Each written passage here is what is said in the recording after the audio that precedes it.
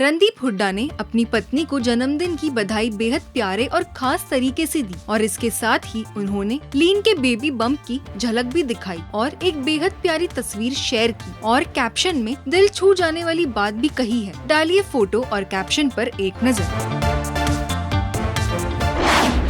कार्तिक आर्यन और अनन्या पांडे की upcoming film तू मेरी मैं तेरा तू मेरी के खिलाफ बॉम्बे हाई कोर्ट में केस दर्ज किया गया है। मामला कॉपीराइट उल्लंघन का है। याचिका में धर्मा प्रोडक्शन, नमा पिक्चर्स और सारेगामा के साथ ही रैपर बादशाह को आरोपी बनाया गया है। आरोप है कि फिल्म में 7 समुंदर पार गाने का बिना इजाजत इस्तेमाल किया गया है।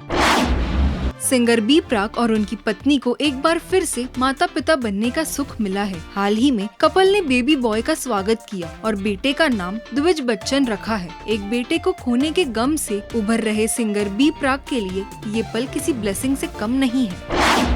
आलिया भट्ट के नए घर की क्रिसमस सेलिब्रेशन की झलकियां सामने आई है, जिनमें उनके परिवार के सदस्य और रिश्तेदार जश्न मनाते हुए दिखाई दे रहे हैं। आलिया के घर हुई इस पार्टी की इनसाइड तस्वीरों में वो अपनी मां और सासू मां के साथ खूबसूरत पोज देती हुई नजर आ रही है।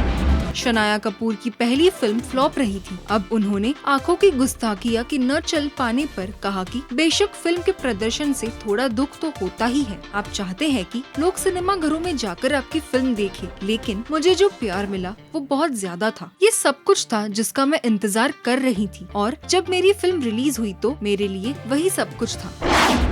ईडी ने सट्टेबाजी केस में कार्रवाई करते हुए बॉलीवुड के तमाम हस्तियों की संपत्ति को अस्थायी रूप से जब्त कर लिया है। इनमें सोनू सूद, उर्वशी रौतेला और नेहा शर्मा के साथ कई सेलेब्स शामिल हैं।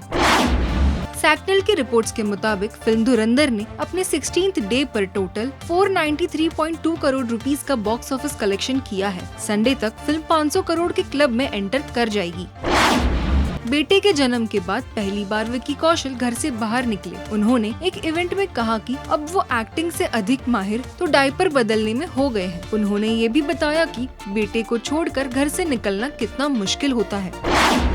गौरी खान ने अपने बेटे आर्यन खान के पहले अवार्ड जीतने पर खुशी जताई और अपने आप को प्राउड मॉम बताया और कैप्शन में लिखा, अब तुम्हारे सभी अवार्ड्स को रखने के लिए एक नई कैबिनेट डिजाइन करने की बारी है।